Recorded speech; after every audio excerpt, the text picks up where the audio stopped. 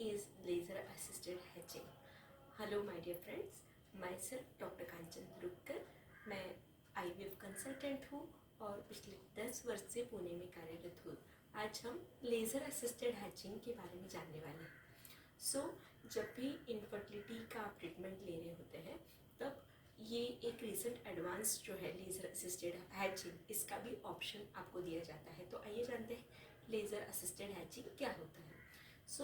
जब भी हम लोग IVF के लिए जाते हैं तो जिस दिन आपका पिकअप होता है उसके बाद ICSI मतलब इक्सी टेक्नोलॉजी से एग्स में स्पर्म्स जो है वो इंजेक्ट किए जाते हैं। उसके बाद ये जो एग्स हैं वो 5 डेज तक ग्रो किए जाते हैं, जिसे हम ब्लास्टोसिस्ट ऐसा कहते हैं। ब्लास्टोसिस्ट मतलब कि 5th डे का जो एम्ब्रियो होता है, ये एम्ब्रियो जनरली फ्रीज किया जाता है। जब भी फ्रोज़न एम्ब्रियो ट्रांसफ़र होता है, मतलब कि फ्रेश और फ्रोज़न में क्या फ़र्क है कि जिस महीने में आपके एम्ब्रियोज बन रहे हैं उसी महीने में अगर वो ट्रांसफ़र किए जाते हैं तो उन्हें फ्रेश एम्ब्रियो ट्रांसफ़र कहा जाता है। लेकिन अगर ये नेक्स्ट मंथ में ट्रांसफ़र किए जाते हैं तो उन्हें फ्रोज़न एम्ब्रियो ट्रांसफ़र किया जाता है कहा जाता है।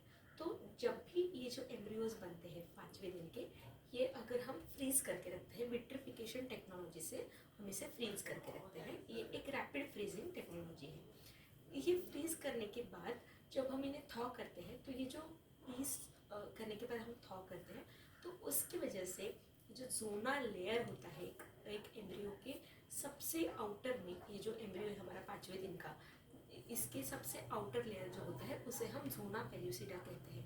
तो ये जो जोना पेल्यूसिडा लेयर होता है इसमें कभी कभी थिकनेस ज़्यादा होता है। तो ये थिकनेस ज़्यादा होने की वजह से ये जो एम्ब्रियो है वो इम्प्लांट होने में कभी कभी दिक्कत रह सकती है।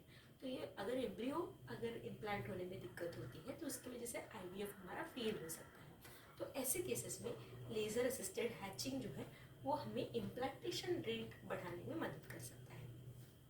आइए जानते हैं कि ये लेज़र असिस्टेड हैचिंग कैसे किया जाता है। जब भी ये जो 5वें दिन का हमारा एम्ब्रियो बनता है वो थॉ हम कब करते हैं, जब हमें एम्ब्रियो ट्रांसफ़र होने वाला है आपका, उस दिन ये एम्ब्रियो जो है वो 196 जो हमारा -196 जो लिक्विड नाइट्रोजन में टेम्परेचर था वहाँ से थॉ करके हम नॉर्मल टेम्परेचर पे लेके आते हैं। मतलब कि 37 डिग्रीज पे ये टेम्परेचर पे ये एम्ब्रियो को लेके आया जाता है। इसके बाद लेज़र टेक्नोलॉजी से ये जो एम्ब्रियो है उसे हैच किया जाता है। तो ये पूरा का पूरा जो जोना लेयर है इसे हैच नहीं किया जाता है। इसमें का 2 और या 3 शॉट्स ऑफ लेज़र जो है, ये जो इक्सी मशीन हमारा होता है उसी पे ही लेज़र के शॉट्स लिए जाते हैं और ये जो थोड़ा सा हैचिंग है वो किया जाता है। ये हैचिंग जो प्रक्रिया है इससे एम्ब्रियो का इम्प्लांटेशन रेट बढ़ता है। तो क्या वो 100% हो जाता है? जी नहीं। एम्ब्रियो अगर हमने हैचिंग करते हैं तो उससे जो इम्प्लांटेशन रेट है वो 5% से बढ़ जाता है। ये क्या है, लेज़र असिस्टेड हैचिंग सभी पेशेंट्स में करना चाहिए। लेज़र असिस्टेड हैचिंग जो है वो हम जनरली रिपीटेड इम्प्लांटेशन फेलियर जिनको है या फिर जिनका जोना लेयर जो है वो थिक है, ऐसे पेशेंट्स में हम लोग ये लेज़र असिस्टेड हैचिंग करते हैं। अब जानते हैं कि क्या नॉर्मली अगर लेज़र असिस्टेड हैचिंग हम नहीं करते हैं तो क्या इम्प्लांटेशन नहीं होगा।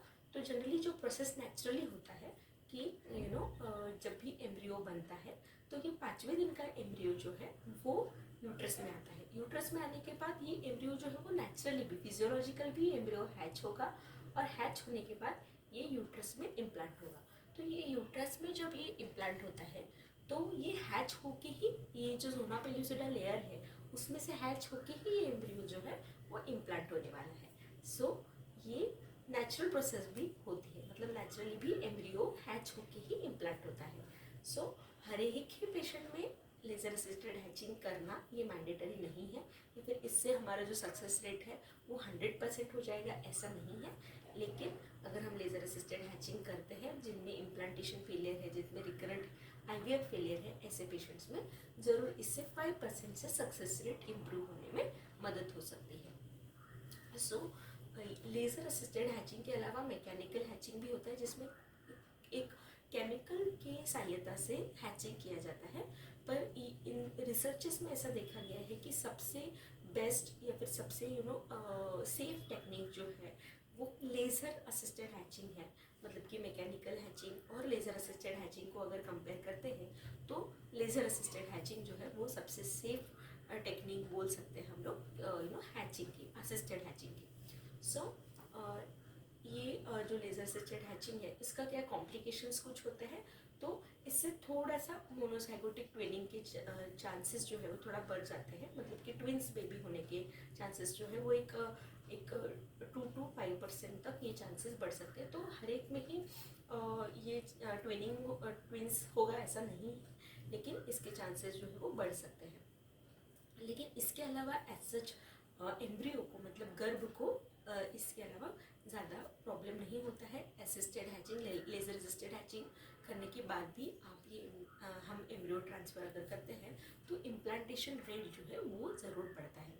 सो ये हो गया है लेज़र असिस्टेड हैचिंग के बारे में, जो कि एक इम्पॉर्टेंट स्टेप होती है IVF में, और इससे इम्प्लांटेशन रेट जो है वो बढ़ने में मदद होती है। सो अगर ये लेज़र असिस्टेड हैचिंग रिलेटेड हमारा वीडियो आपको इंफॉर्मेटिव लगा हो तो ज़रूर हमारे चैनल को लाइक, शेयर और सब्सक्राइब कीजिए। और इसके IVF रिलेटेड या फिर वुमन हेल्थ रिलेटेड कोई भी आपको डाउट्स रहेंगे, आपको क्वेरीज रहेंगे, तो वो हमारे कमेंट बॉक्स में लिखिए। हम ज़रूर उसके ऊपर कोई इंफॉर्मेटिव वीडियोस आपके लिए लेके आएंगे।